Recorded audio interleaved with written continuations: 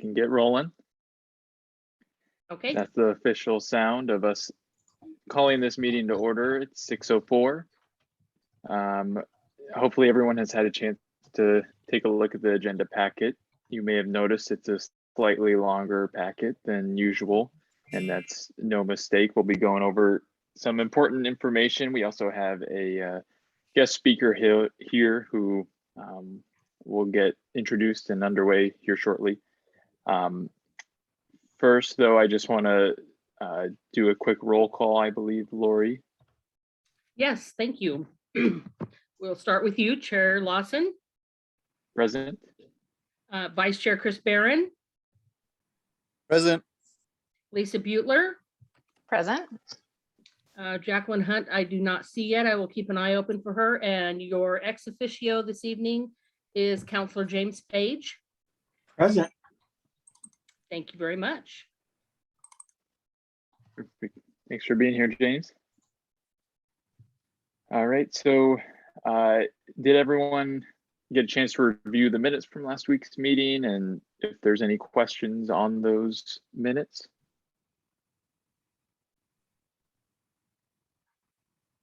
Okay. Would someone like the motion to approve? I'll motion to approve the minutes. I'll second that. So all those in favor say aye. Aye. And any opposed say nay. Excellent.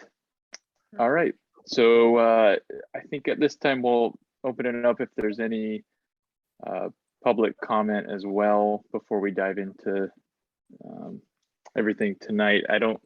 Lori, was there any submitted ahead of time as far as you know? No, I didn't receive anything in writing prior to the meeting, and I'm not sure of all these people online. I think they probably have to do with the EOA, but if they don't, they can unmute themselves or raise their hands if they have a public comment.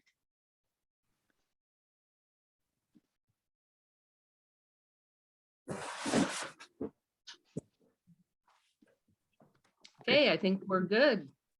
No public Perfect. comment. All right, so we're really gonna, I think, just jump right in. As I mentioned, we have a guest speaker here. We'll be reviewing the economic opportunity analysis, and our guest Brendan Buckley here will be going through a presentation along with Bill, and just kind of running through some key takeaways from that analysis. I think we can jot down questions as we go and save them to the end if that works for you, Bill and Brendan. Sure, that's fine. Okay, perfect. So if you want to take it away, Bill, in terms of introductions and kind of what we'll be taking a look at, I think that would be great. Not a problem. Okay, so welcome everybody. We are going to walk through some content and findings of the new City of North Plains Economic Opportunity Analysis, or Economic Opportunities Analysis, which is an analysis and a report that must be done compliant with Oregon statute, land use planning rules, basically, regarding employment land. When cities do their comprehensive planning, and when cities consider whether or not they have enough land within their urban growth boundary for employment purposes, non-residential uses, they must conduct a Goal 9 economic opportunities analysis to go through a very rigorous process to identify what types of growth and what type of employment land need the city is going to decide to plan for. So that's what we're going to present to you, is the results of the new analysis that's been done. It began late last fall, and I'll introduce Brendan Buckley, who is from Johnson Economics, and he's the project manager on the project. Johnson Economics, Brendan was the primary consultant on this report, and he can talk a bit about the process that he went through. But we're going to be presenting the findings of this detailed technical report you got in your agenda package last week. and kind of hit some highlights about why and what the city wants to plan for its economy over a 20-year period, and therefore what the implications are for its UGB expansion process that it's currently in the middle of, basically. So Brendan, any kind of introduction or kind of whatever you like? Sure, thanks. So my name is Brendan Buckley. I'm with a firm called Johnson Economics.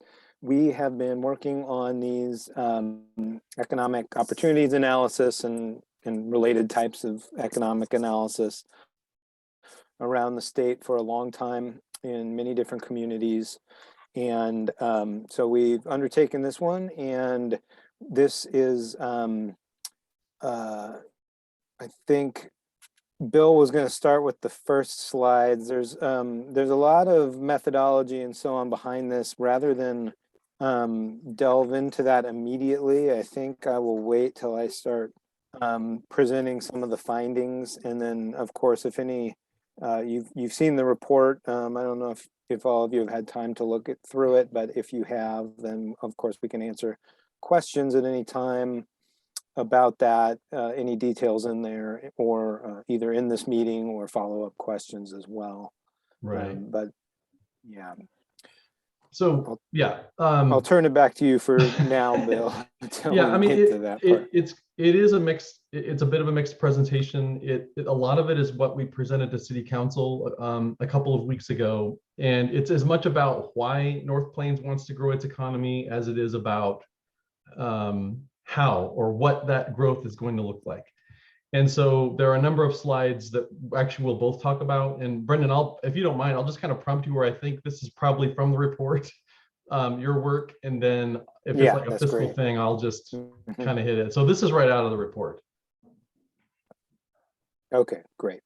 Yeah, so this starts by, this is one of the sort of starker bits of data from the report. It's showing the commuting patterns for North Plains, and what we found and is supported by the data is that North Plains has been growing as a residential community, as a bedroom community, but there's not a good match right now between the residential growth, the types of households moving into new neighborhoods, and the types of jobs and number of jobs available locally. So what you see here is that there are very few folks. This data comes from the census and looks at a certain segment of employment, most of it, but it doesn't include self-employment in some categories, but this is what's called covered employment. So it is showing that there are very few folks who both live and work in the community, and what you see is a lot of commuting both outwards for primary jobs from of the local residents, and you see that your local workforce coming in from elsewhere as well. This pattern is not unusual in the metro area where you have a lot of communities right next to each other, but this is a pretty stark example of that effect. So residents of North Plains work primarily in places like Hillsborough, Beaverton, downtown Portland, and they're holding types of employment that isn't necessarily a great match with the types of employment that are currently found in North Plains. So do you want to take this, Brendan? The employment numbers are right out of the report. Sure. So this shows the difference between the growth in the number of housing units in North Plains, which has seen a lot of residential development, compared to the growth in jobs. And what you see is that it's not much of a comparison. There's been 300 new homes. Many of those have even have two working folks or more in them, and estimated growth of only 135 jobs. So this is over the last 5 years, essentially. So that there is a jobs housing imbalance, as I was just referring to. And so not only is there not enough local jobs, even if we imagine that the types of jobs available were a good match with local residents, there aren't even enough of them, and there's less than one job per household. So there's two things that we're looking at in this report in terms of the current mismatch, which is how many jobs might we need to get back to sort of a healthy jobs to housing balance, and then also what kind of jobs might those be so that more local folks could work locally if that was their choice. What is considered a good balance? You know, there is no official number. You know, some people just hold up 1-to-1 maybe, but you know, per household, there are more working folks. So I know there's no Sorry, number, go but ahead. how would it look on a graph? Would it be one person coming into North Plains to work, one person's working in North Plains, and one person going outside of North Plains? So we have even number of buckets across the board, or what would be a good ratio? Not exact, but a good idea. So Councillor Phage, I can answer that for you. I want to echo what Brendan said. There's no official ideal number, but we have looked at how other communities plan for jobs housing balance, and the goal range varies from city to city from about 1.3 to 1.7. Like if you look at all the cities who plan for jobs housing balance, 90% of them are shooting for some kind of jobs housing balance between those two numbers, 1.3 and 1.7. So we're at 0.72 right now, and Bryn Hill development is going to push that number down. So that's kind of where we are and where we'll be in the near term. Yeah, so there are a couple different ways to look at the ratio. The 0.72 you see here on the screen is the number of jobs per household. If you look at the number of jobs per employed or working resident, it's even lower. It's about 0.65. And so the report, in the report, we estimate that there are about 1.5 local workers for each available local job. So, so Bill provided a range there, and that's a pretty good range when you consider them that the average household has more than one employed resident. So you need, if you really want the right balance, you need even more employment than the households.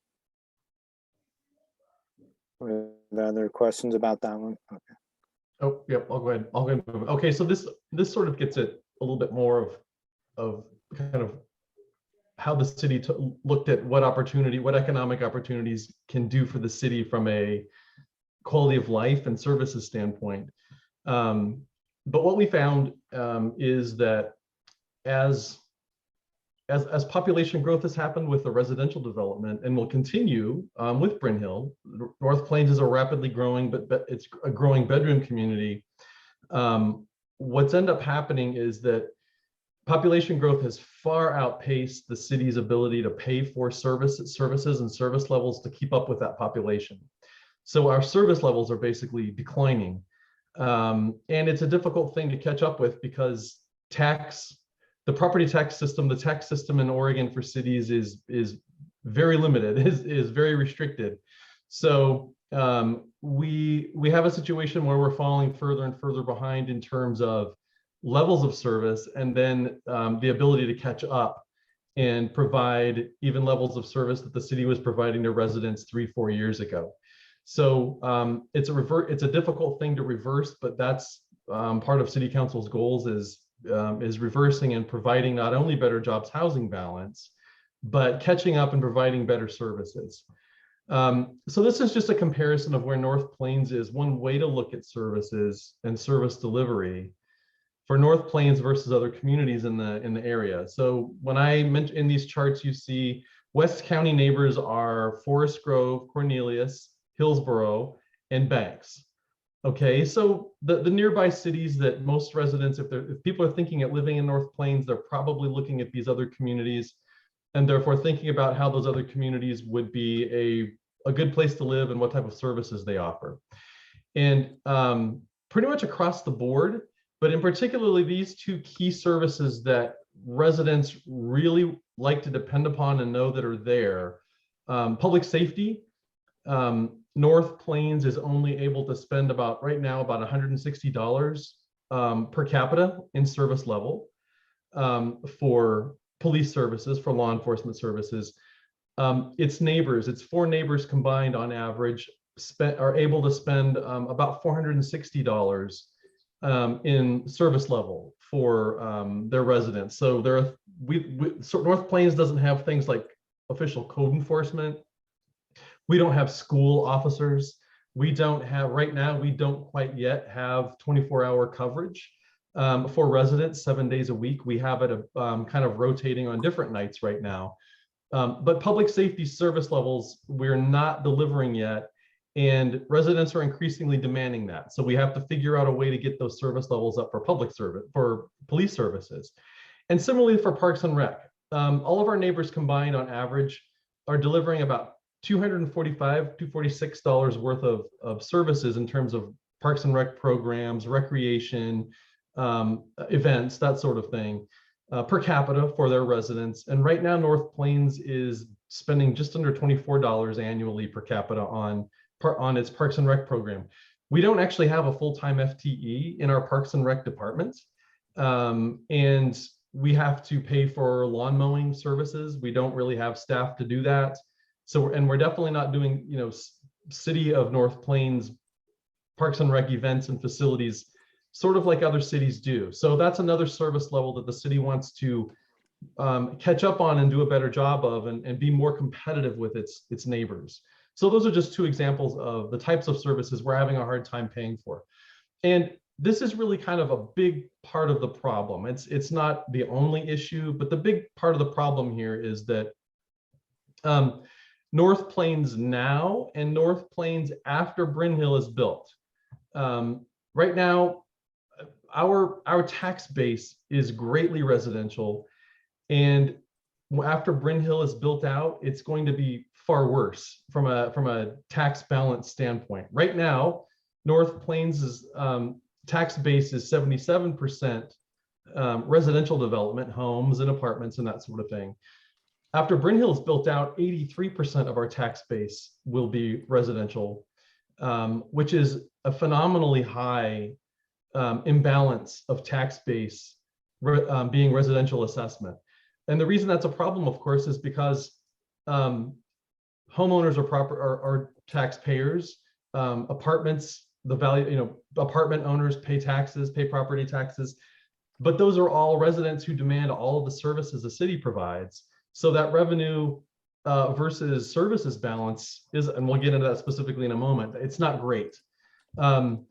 Cities that have more of an employment base as part of their property tax revenue and fees for service and other revenue mechanisms have better balance and are able to afford higher level and better services for their residents. So this is just a comparison. But after Bryn Hill is built out, 83% of North Plains tax base will be residential assessment. Right now at 77, Banks is a little bit worse off than us right now at 78%, but they do have a lot of fiscal problems that they're working through, particularly water infrastructure. So it's not a great place to be, is the bottom line. What we want on the other side of the chart over here, the second chart, is what percentage of cities' tax assessment or tax base is employment investment. So all non-residential uses, and that includes utilities, that includes equipment in buildings, but it also includes industrial facilities and retail stores and that sort of thing. Hillsborough has an overwhelmingly high percentage of its tax base in employment, and that makes sense. A lot of major employers are there, of course, including Intel. But we're too far down, and soon we'll be even further down compared to our neighbors in terms of how much employment assessment is in the city and helping to balance out revenue to pay for services for residents. And that's our conundrum, and that's the conundrum that's going to only get a bit more problematic the next few years. Okay, so a little bit more about fiscal stuff. The real reason it's a big problem for the city of North Plains is this chart right here. Right now, the city of North Plains spends a total of about almost $1,900 annually in all of its services to each household. Police services, what Parks and Rec we have, library services, everything that the city provides in terms of services to each household cost the city per household about $1,859 this year, okay? But all of the revenue that households contribute to city tax revenues and fees, whether directly or indirectly, the property tax bills they pay, the water fees they pay, the revenues we get from the state, the shared revenues, we get revenues from the state based on how much population we have, from different types of taxes that the state collects. So if you include all of those things, all of the taxes and revenues that are attributable to population in the city, to residents, we only bring in $1,785 per household in total revenue attributable to residents. So for every household in North Plains, the city is slowly losing money. If North Plains said, we need to provide the exact same level of service to our residents as the average among our neighbors, it would cost the city a little over $2,500 per household, yet we're only collecting $1,785 per household in total revenues, due to them living there for whatever revenue stream. So we have a problem here where property taxes, we're getting new households, but property taxes can only go up 3% on anything that gets built in the city, but costs to serve those households go up by 4+% every year, 4% in a low inflation year. So the fiscal situation for cities, and North Plains is not alone, is a difficult one, particularly when a city has a very low employment tax base and not enough employers and employment investment paying property taxes and other fees to help pay for services like other cities have. So that's our conundrum in a chart. We're about to pay for additional police services because the city wants to have something closer to or at 24/7 police coverage. We don't have that right now, or haven't had it. That's going to bump this number up quite a bit per household.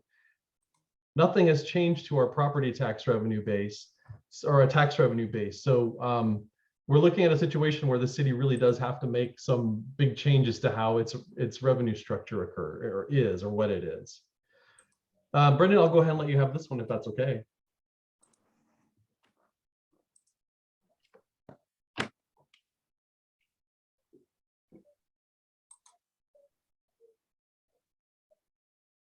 Hope you're muted.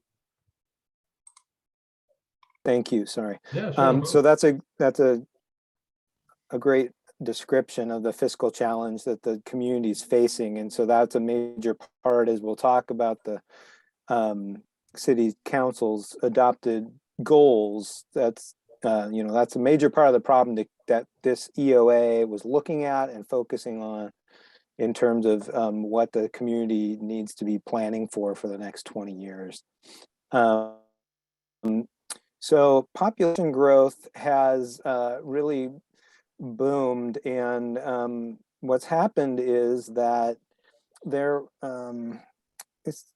won't get too far into the weeds with this, but there was an issue with how growth and permits were being reported to both Portland State University, who tracks these things, and the census. And so there, between 2015 and 2020, you see a large jump in population there. What actually happened was there was a challenge with how it was being reported, and population in North Plains was being undercounted, even as you saw a lot of the building and development you were experiencing. So the reason that that's important is because there was previous planning work done that had used the old numbers, the old inaccurate numbers, and had come up with a certain growth rate. And what happened was when it got reset, the future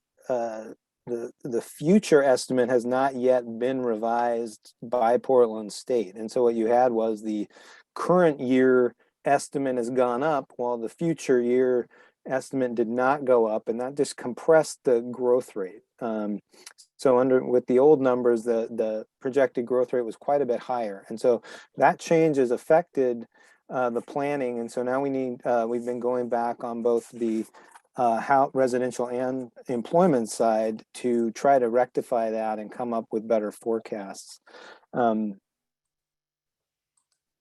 Next.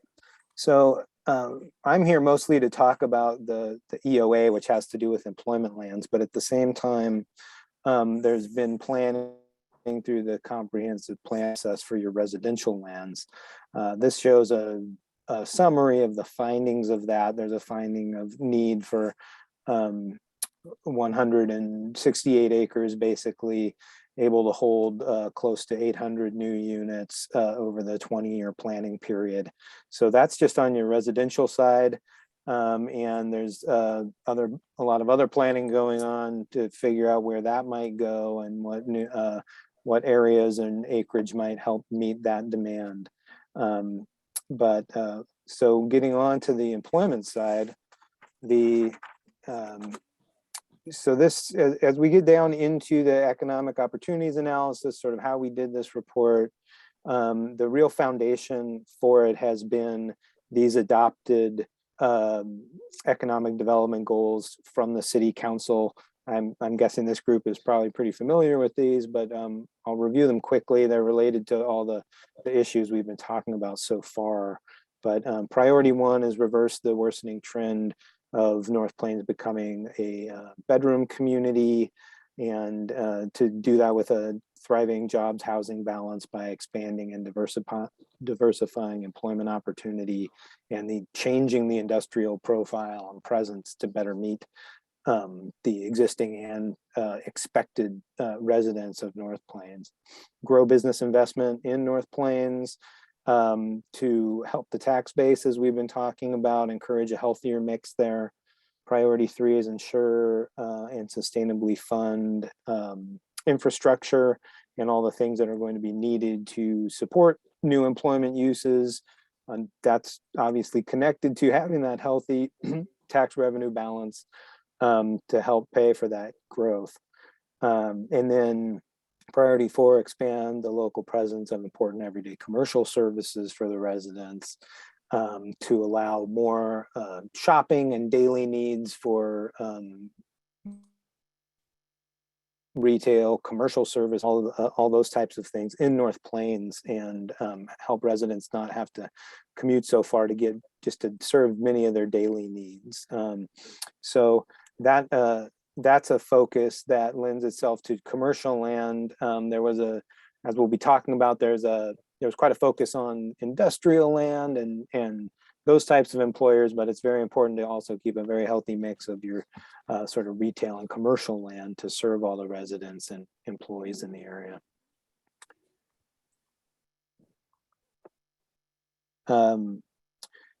So what we found is the report, again, it's a lengthy report. There's a lot in there. And so we're not going to go through all of it today, but cutting to the punchline, I guess, the report finds a need for almost 700 acres of employment land and over the 20-year period. And so, as I mentioned, that's broken down between commercial land and industrial land. We look at a few different categories under each of those. Commercial, we count office, institutional space, which might include city or other agency facilities, hospital facilities, those types of things, and then retail land need. And then under industrial, we look at general industrial, which is maybe more what you would traditionally think of being industrial use, warehousing and distribution, and then what we call flex business park which is a common use you see today that involves some mix of professional office space and maybe light industrial, less intensive industrial uses, but still a mix and mixed in with professional office. So this finding of need, there's some explanation in the report of where it came from. We'll talk a little bit more about that in a minute, but just so you know, there are part of this finding is the need for a certain number of large lot opportunities to that would accommodate large employers and sort of major recruitments if they were to come to the North Plains area. And so while that when you look at that bottom line acreage number, you need to remember that a significant chunk of that might be found in a few lots that are sufficient to accommodate some major types of employers in the target industries that are identified in the report. Hey, Brendan, could you do me a favor? I think this would be a good time. We're throwing a lot of numbers at them, and these are the numbers. Yeah. This is really kind of the opportunity for North Plains to expand its economy. But would you take a little bit of time and talk through a bit about, who all did you like? One thing I didn't say in the lead up was, Brendan went through a pretty extensive interview process with a number of different industry people and economic development people and industry recruitment folks, and to kind of like, we didn't pull the numbers out of thin air. There's kind of a perfect, in a way, there's kind of a perfect storm regarding providing land in Washington County, anywhere near Hillsborough. There's just kind of a perfect storm for opportunity to grow your economy if you can provide sufficient land and types of sites. So could you talk, Brendan, a little bit about like the process and who you spoke with and what they told you and how that helped shape what you found? Absolutely, yeah. So the prior EOA tried use the population growth number, the prior one that had a pretty significant growth rate, because, as I mentioned, the numbers were off. And I don't want to get too far down in the weeds, but that populate the method of using the population growth rate to sort of also estimate your job growth rate and kind of just match them up and argue they might be similar is an approach that it already has some issues, but in this case it really didn't work because the numbers got revised. So as we approach this project, we talked about what can we do different? How can we really get at the opportunities and like the real potential for North Plains? And that methodology is not going to work. So what are we going to do? How are we going to get a good idea of what realistically happened? And so for this project, we did talk to a whole range of sources. We talked to site selection specialists or industrial users. We talked to people in some specific industries that are prevalent in the sort of Western Washington County industrial areas. We've talked to economic development professionals locally in the region, at the state. And we talked to real estate professionals who specialize in industrial land, brokers, and really a wide range of people. We spoke to people at the surrounding cities as well. So that our approach was to talk to all these people to really get a good idea of what is the true potential for industrial business park and commercial growth in North Plains. And so that's the foundation of this. And what we heard right out of the gate is that there is just not sufficient available ready industrial land anywhere almost in the state, but certainly not in Western Washington County. And you've seen a growth rate and a demand that is just not being met, and especially the stock of large lot industrial sites is almost completely depleted. So really what we were hearing was that there's a lot of demand for this. If you where it is supplied, business will come. And so that was part of the foundation for this. And so then on top of that, we talked to them about the specific site needs in various industries, and to come up with our estimate of what specific types of land zoning was, and what site sizes they might need. So this is all the type of background that went into coming up with these numbers. And actually, if we the next couple slides get into a little more detail about how we did that. This is a breakdown again of the commercial site need compared to supply in North Plains. That's the blue chart in the middle. On the right in colors is industrial sites of your current supply compared to the estimated demand. And the bottom line is that your supply of sites, and particularly large sites, to meet the needs of these kinds of employers is limited. There is need for many smaller sites. You'd still for small, growing, evolving businesses, but are also needs for larger sites. Maybe fewer of the largest sites on the commercial side, but for the industrial sites, a need for multiple sites over 20 acres, and then even 50 acres, and then need for a couple of really large sites. So the target industries identified in the report are things like the types of businesses that you see in the major Hillsborough cluster. So that you see in the Silicon Forest, but not necessarily landing Intel, although that would be wonderful, the next Intel, but the support, all the support businesses, all the really large industries that grow up around that and support it and complement it. So some of those businesses are very large and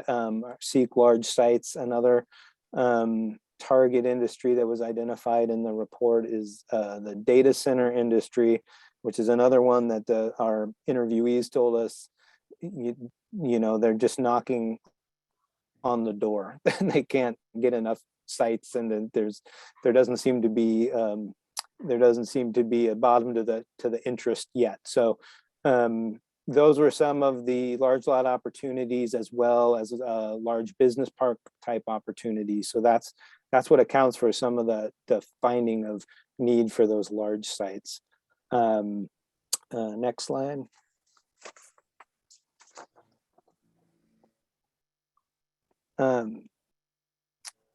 This has to do with where some of your land is available. Bill, maybe I'll let you talk a little bit about that. Yeah. So this is this slide's from the UGB expansion study, and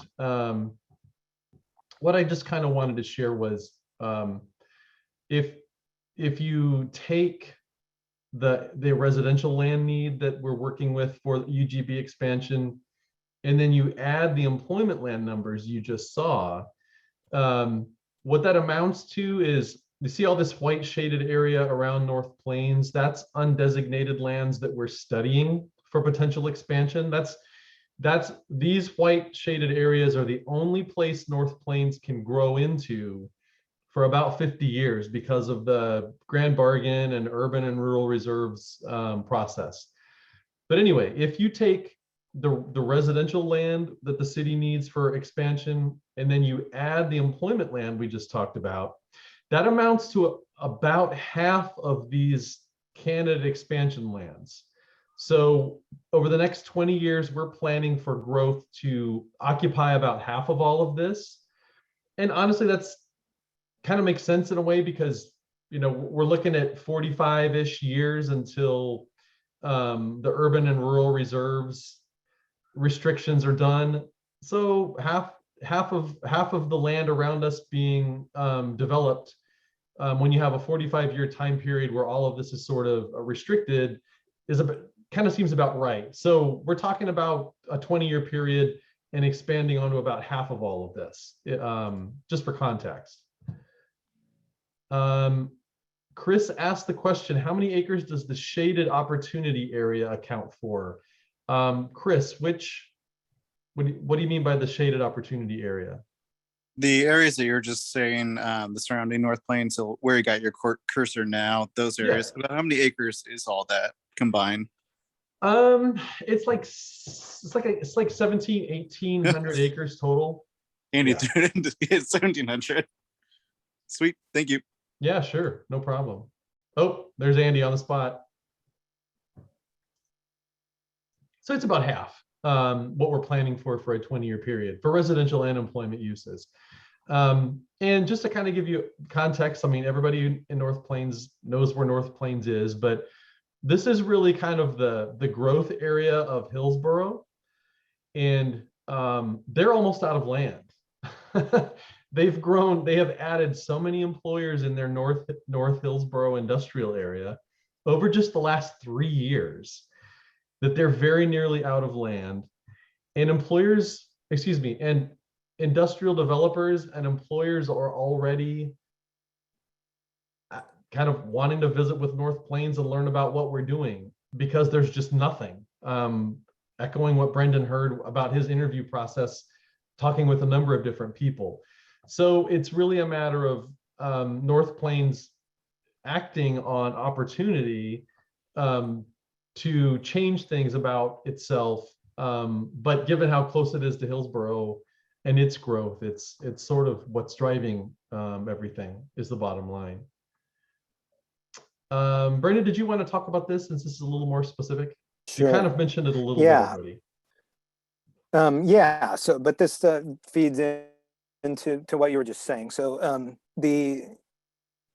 as the report talks about in documents, in looking at the type of this employment growth that might happen at North Plains, its position, just down the highway from North Hillsborough is a key part of sort of what the people we talk to and this report kind of envisions to be possible. So as Bill said, they are, they do have sites available in North Hillsborough, but it's, getting gobbled up at a good clip. And so that's the sort of one model we looked at for the types and mix and sizes of businesses and parcels that might be needed in new employment areas around North Plains. And so the particular area that we focused on was this Helvetia industrial area. It's north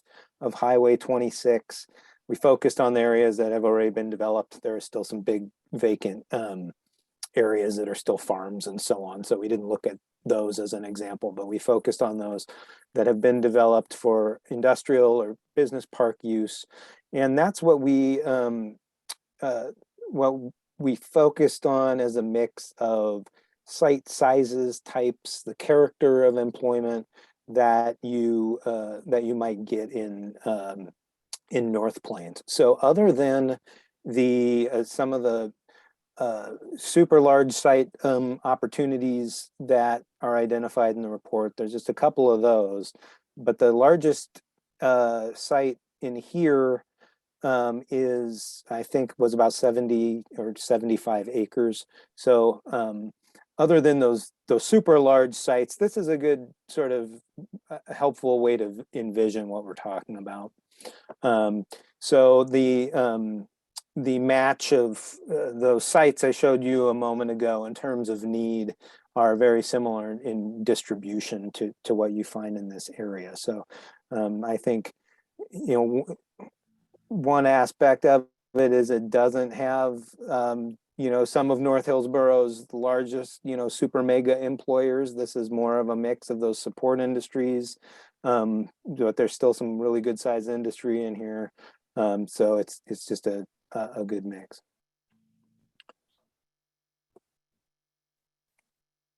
Well, that's the last slide. We hopefully folks got to take a look at the report. It's a tome. There's a lot of things that you have to go through to check boxes on doing things according to state statute to plan for employment land. So there's a lot of content in there. I guess we just opened up for questions. If anybody has any at this point, or feedback or anything along those lines. Anybody? Yeah. Can I start? Go for it. Lisa. I've got 3 questions. I'll throw them out and you can decide what order you want to answer them in. Mm-hmm. So maybe especially Eric, who's been involved, can you remind me what amount of acreage is allowed for our first proposal for a UGB expansion? Could we ask for all whatever the 800 acres that we would like in the expansion? If that's possible to do. Lisa, the answer to that is yes. Okay. The process that the process that you go through for an EOA, and then a housing needs analysis. I mean, it's a long checklist of process that you go through because the end result is sort of a rigorously determined amount of land and industries and that sort of thing that kind of becomes land use policy for the city as it works through the process with its UGB. So we can pursue as long as we've determined that that's the need and that's what the city's economic development vision is, then yes. All right. So then follow-up question 2 is, do we have enough, say, for example, water and other resources to meet the needs of all those economic opportunities if we were to be able to do a UGB? Good question. The answer to that is we don't have the specific answers to those yet. We will have to, as part of the UGB planning process, the broader UGB expansion process, we'll have to do some infrastructure feasibility planning for all of it. But one thing I will say about it is, oh, Andy raised his hand. Andy, go for it. No, go ahead, Bill. You got a thought. I was just going to say, we do have to come up with an infrastructure plan for everything, including how to phase things to do it. But 2 things. We do, broadly speaking, have the ability to expand our water system. We're the other side of the coin on this is that the EOA specifically, the process went through and identified that the city of North Plains is not the city of Hillsborough, and we don't control the water system around here like Hillsborough does, and we're a small city. So part of the opportunity that was identified, the types of industries and that sort of thing, aren't what 500-acre 20-inch water pipe, 2 million gallon a day users. Okay. So there's some constraint to what we would grow to be. There's constraint to what we've identified as opportunity based on a reasonable idea about what we could plan for, if that makes sense. Yep. Yeah, that does. Okay, and last question. So on the UGB map you had shown with the areas around, it looks like, at least what we could see of Hillsborough, it's entirely surrounded by the reserves, the untouched, or the 50-year. So does that mean Hillsborough can't expand or request a UGB expansion for another 50 years? Right now, Lisa, under current law, that is correct. So let me clarify something. You see this area here? My cursor is kind of tracing the very far northwest area against Hillsborough's border. Yep. With reserves. That Hillsborough, that is called the Jackson East sub area. And it is It currently is not developed, but they are planning residential and some industrial employment uses in this area. So they're working on planning and serving and developing that area, but they're a bit of time off from being able to do that. There's a big window of time and money to do it for them. But beyond that, that's correct, Lisa. These lines are solidly drawn under current law.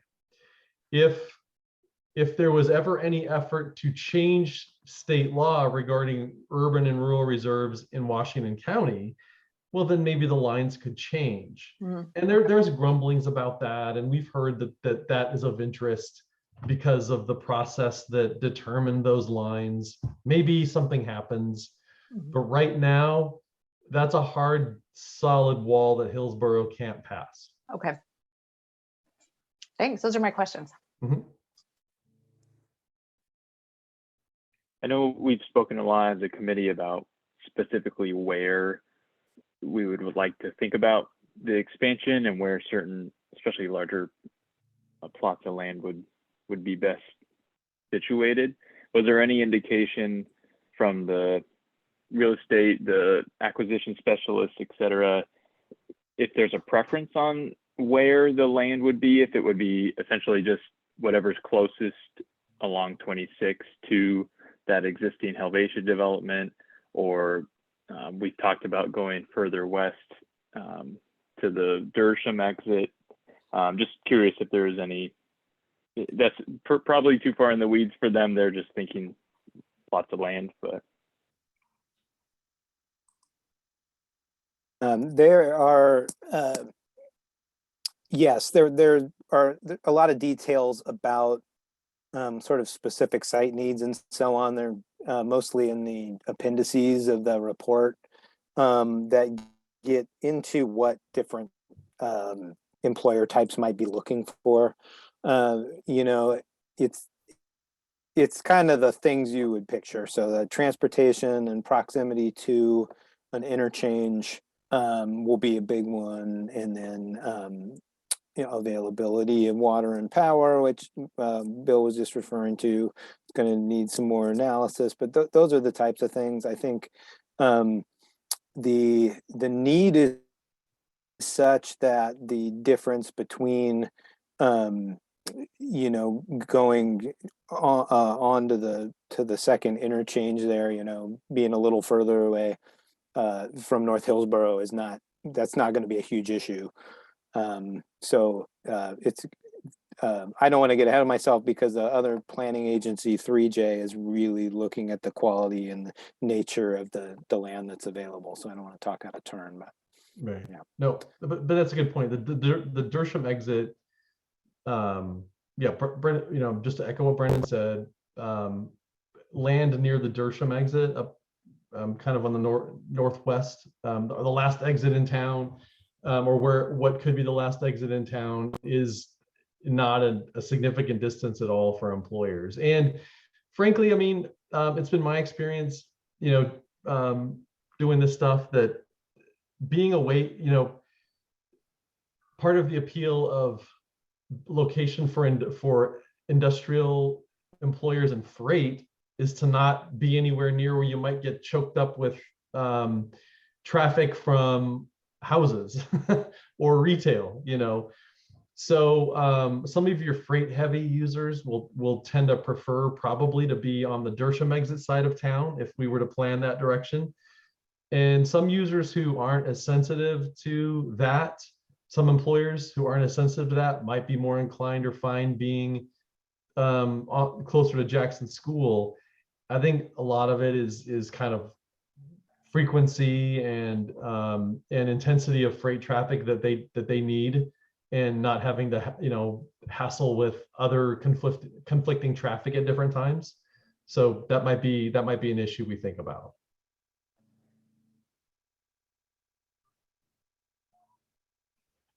Any other questions from anybody else? I think one thing I will say is it's a big report. There's a lot of information about North Plains' economy recently, and how it's been doing and what its industry mix is and how well it got through COVID. This isn't the only EDC meeting where we can talk about this report and some of its findings. So if you have questions or you want to think more about it, we can certainly discuss more about this at the next in May. As I guess is what I want to say. So if you don't know if you have a question formed or you want to think about it more, you're welcome to. We can certainly talk more about this in May. Just putting that out there for you. Yeah, I like that idea of Me too. dedicating even the first half or what have you of the main Mhm. meeting, and we can kind of go through it with a finer tooth comb, just to being able to digest it over a longer period of time. Mhm. Hey, one quick follow-up question to Eric. So are some of the interested industries in North Plains, are they able to play a role as an advocate with us when we make our UGB request to the state? Potentially, I don't know. I'm sure it would be not necessarily a written in stone type of agreement, but I think you could probably work in tandem with certain people of interest if there's an interest for a specific type of plot or size, and that's, I think, what Brendan was alluding to. There's quite a bit of data on the types of Mhm. land and the sizes and what industry that would probably be most attractive Mostly, to. I'm But curious, would them being supportive of the expansion help things go faster for our city? And Probably. the employers themselves, Lisa. Yeah, Probably be lobbyists, and they usually that's help. what I'm wondering. Yeah. Yeah, I mean, sort of. I mean, it's in their interest to be able to develop land. So, that motivation makes sense. I think I like Chris's word lobbying and lobbyist. There are industry groups out there um, who there are industry groups out there who care about the sufficiency of industrial land supply in the county. Mhm. And there are employers who are part of those organizations. So through those advocacy groups, I think that does help, because then we get kind of outside support without, it's not just North Plains Right. dreaming big and pulling things out of thin air. Okay. But we were careful with this process with the EOA to, identify industries that honestly made sense and how much of them made sense for North Plains versus, we're not going to get another gigantic Intel with gigantic demands on infrastructure. Right. Not another We fab. would never be Yeah. able to afford that. Right. So industry can help in terms of like advocacy groups that care about industrial lands. I will say this: the one constituency that can probably do more than any to help us is in partnering with us are property owners outside the city who might be brought in. Part of the process is working with the Department of Land Conservation and Development at the state and the Department of Agriculture and a few other different departments, basically transportation. I mean, we have a state freeway here. But the property owners outside, the current property owners who may or may not be actively farming their land, if property owners outside the city are open to and don't see a problem with, being brought in and being annexed, that does a lot to kind of destroy the credibility of arguments against expansion by advocacy groups that are going to come along and just flat out don't like UGBs to be expanded as a matter of philosophy. They oppose it. That's what they do. And if our neighboring farmers are open to expansion and are willing to sign on to letters of support or express that they are willing to partner with the city on its growth planning, that actually does a lot, because advocates that say this is going to hurt farms, well, the farmers themselves don't have a problem with it. So that's kind of more, I think, where if we were to partner with external parties, it would be neighboring property owners and understand what their sensibilities are and what they think about this. And if they don't see a problem with it, or if they even really would like to be within the city, their property in the city, then that's something we would want to partner with them on. Okay. Bill, have you got a list of those groups that might be willing to come to the table and bring their support with the industries that we're looking for? Or can you compile it? On the industry side, I do. I mean, it's not a comprehensive list, but some of the people we interviewed are part of entities that are interested here. Groups like NAOP, and I mean, even Business Oregon. Business Oregon doesn't get involved in land use issues, UGB land use issues, but they do have a vested interest in land supply and being able to grow the state economy. So they even will, they helped us a lot with identifying industries and what opportunities might be. So so there is a network out there that we can work with and will partner with us on this. The Westside Economic Alliance, April 20th, they're going to come out. Their land use and housing committee is going to come to North Plains and hear this story and hear about the economy and hear about what the city wants to plan and hear about downtown and all those other things. So it's just a matter of getting out there and communicating with those groups. Okay. And then I just have one kind of general question I was thinking about throughout the presentation. So to get to that target mark of like 1.3 to 1.7, that's roughly about 800 jobs that we'd have to bring to the city of North Plains. We have that spread kind of through different types of industry, different spaces.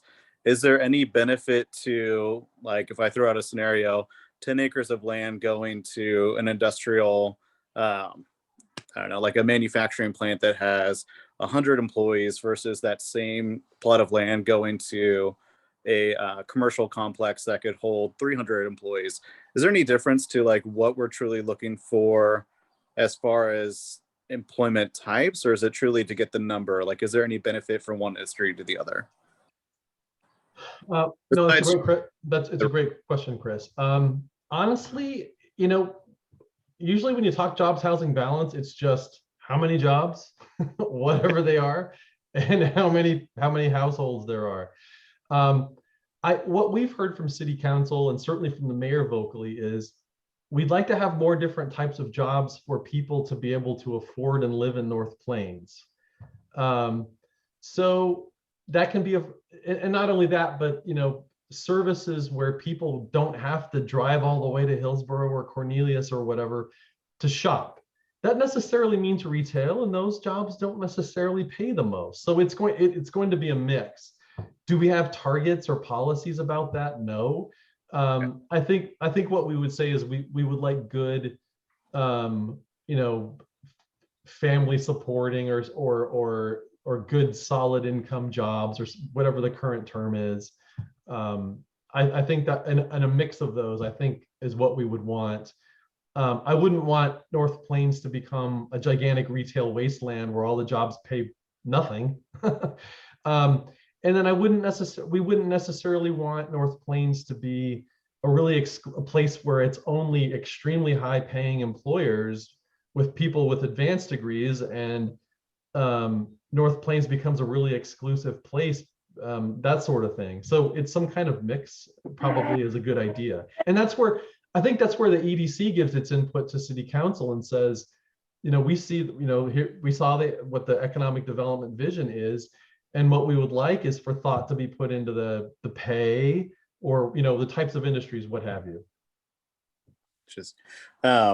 I will send out, so I was actually at a CCIM meeting this afternoon, and they were talking about the trends in the labor market and housing market kind of in the Portland area, and seeing it kind of go out more towards the metro or to the suburb areas. And it had some really good info on it. So I will send that out to the rest of the EDC group once I get that slide deck from today's meeting, because it kind of goes right into what we've been talking about here tonight.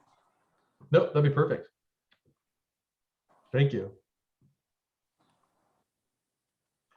Anybody else for this evening on this? Just a really quick question that I thought of when Chris was speaking there.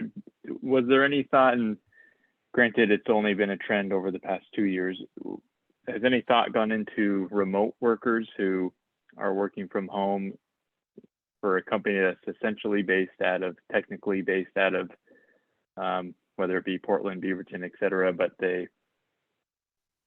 actual land is not needed in that city? I just, with the ever-changing job landscape, I was just wondering if remote work was considered at all.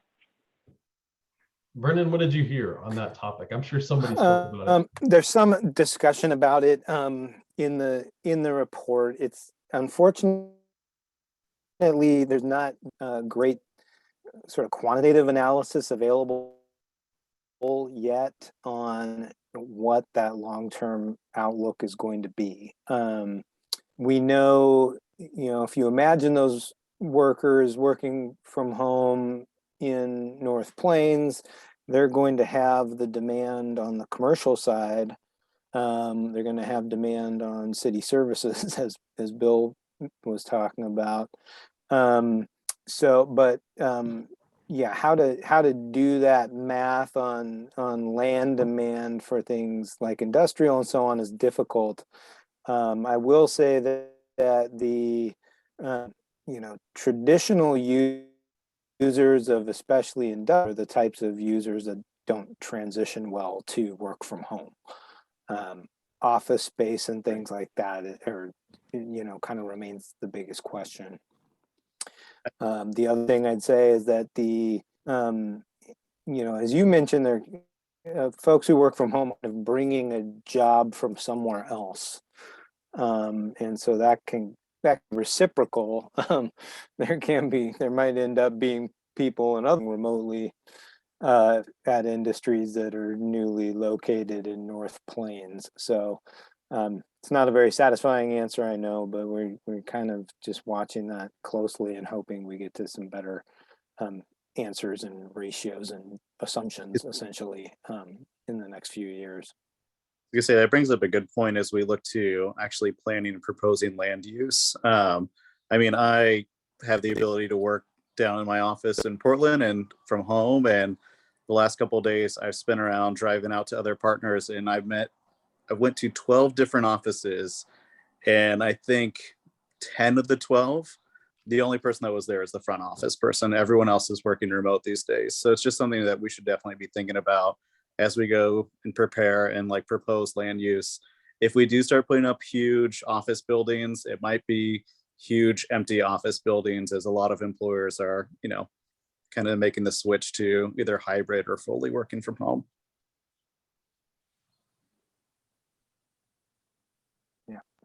And also just wanted to say, it's definitely thanks, Chris Edmonds. Yep. Thanks, Chris Edmonds, in the chat. Saw your note, and we'll get you connected here. Thank you. I appreciate that. Sorry, I've had my screen off, but I'd be happy to help. And just to kind of help maybe illuminate really quickly on the question that was asked earlier about advocacy, there are multi-levels of advocacy going on around employment land needs and industrial land needs. They are centered squarely on Washington County, although there are regions around the state that are also experiencing, I guess, similar issues. In Washington County, the issue is predominantly land availability due to the UGB, as you guys know. In other regions, it's things like site readiness and the extension of infrastructure that becomes the biggest barrier. But at least here, a couple things I can clue you in on. The Metro Council has been undertaking a multi-part series of work sessions where they're trying to get up to speed on this. One took place yesterday morning. So I think that Zoom and probably the meeting minutes are available if anybody were to want to review that and understand a little bit about how Metro is viewing this issue. There was another meeting with Metro that took place at the end of January that sort of kicked this off, and I expect that there will be 2 more Metro hearings where they're meeting with companies. They're meeting with NAOP, Oregon Business and Industries, the Oregon Business Council, and they're trying to learn more about the issue that's at play here. The separate process that I think would be instructive to follow along with is the statewide semiconductor task force, which is being co-chaired by Senator Wyden and Governor Brown and Maria Pope, who's the CEO of PGE. And that task force is looking not just at how do we, develop those big sites, and is there an opportunity to develop big sites for, like an Intel fab or another research facility expansion, but they're also looking at what's needed in the supply chain. And that's where I see North Plains as being a very critical part of that conversation. And it just feeds in with what you guys have here. So I would be happy to be a resource. Full disclosure, my purpose for attending this meeting is that I'm working with a group, actually all for the property owners in the southeast quadrant toward Jackson School Road, and helping them in that process. So that's my purpose for being here tonight. But I would also love to help connect you guys with my clients at OBI and OBC. Thank you. Any other questions or comments? For now, again, this isn't the last we will talk about this.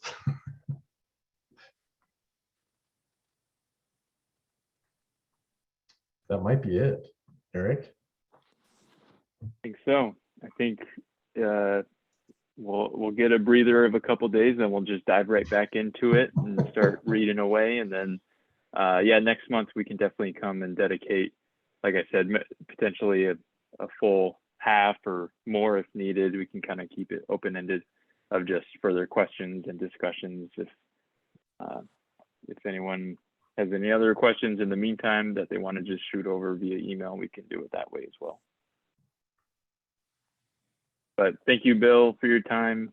Thank you, Brendan. Appreciate the effort going into the presentation and kind of giving us a nice, concise takeaways there. And then thank you, Chris Edmonds, as well, for being here, and everyone else for joining us. I think at this time we can go ahead and adjourn the meeting, 7:16 p.m. I was saying, can I ask a quick question before we wrap it? And it looks like Bill has one too. Is there anything needed from us for the Tuesday open house? That's my thing. Thank you, Lisa. Okay, so really quickly, so Tuesday, April 12th, 5 to 7 p.m. It'll be in the e-newsletter. There should be more announcements about it. 5 to 7 p.m. Tuesday the 12th will be our downtown plan workshop, community workshop, our first in-person meeting. It will be in the Be Free, Brian Free's woodworking workshop, which is in the easternmost of it's in the mural painted building closest to Bertoni, closest to Abbey Creek. So the easternmost, okay? But you won't be able to miss it because there's going to be a shave ice truck and a barbecue food truck out in the parking lot. So we will have space for you all to however you want to do your volunteer recruitment or volunteer query or introduce yourselves, kind of have an EDC space. We can do that for you. I'm actually meeting with Brian tomorrow at 2 to kind of go over logistics, space logistics inside. But who would like to be there? It's 2 hours, so anybody who shows up, that'd be great. But if anybody, if two people want to kind of share holding down the fort on the desk or on the table, that'd be cool. I don't know what you want to do. Yeah, I would love to volunteer. I can be there after 5:30 that day. Okay. So if someone else wants to, is able to. And do you need us to prepare materials, that kind of thing? Lori just mentioned, make sure you wear your EDC North Plains ID badge while you were there. So Lisa will be there 5:30 to sometime. Yep. I can be there. Chris will be there. So what time, Chris, can you be there at 5 or a little before? Yeah, I'll be there. Awesome. Very good. Great. And then anybody and everybody, please show up and participate. Mrs. North Plains will also have a shoe donation station there also. And who knows what else will be added between now and then. That's great. So I'll look for Chris and Lisa to be there at the table, and then anybody else who wants to or can show up would be great. Great. All right. Yeah. And let us know if you have Perfect. ideas of things, any materials or anything we should bring, things like that. Okay. I'll work with you on that via email. Yeah. Thank you. That'd be great. Okay, Chris, sorry. Or excuse me, Eric, sorry. That was the downtown thing. No problem. I'm glad we got that all cleared up. I Mhm. think we're good to go here, so we can officially adjourn. Everyone have a great rest of the week. Great. Thanks. And Thanks, thank you, everybody. Brenda, Bill. Thanks. I see ya. Thank you. Bye.